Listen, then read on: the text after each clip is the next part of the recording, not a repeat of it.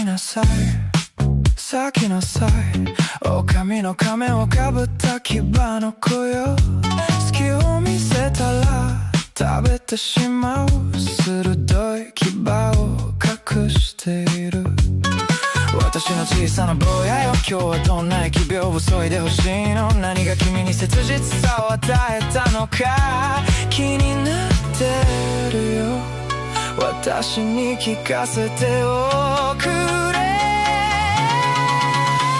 青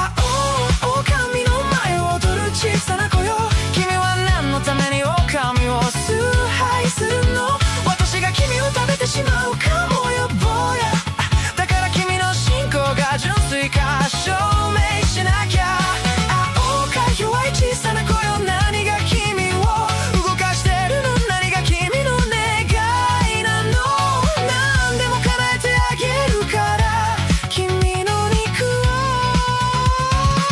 をよこせ坊や咲き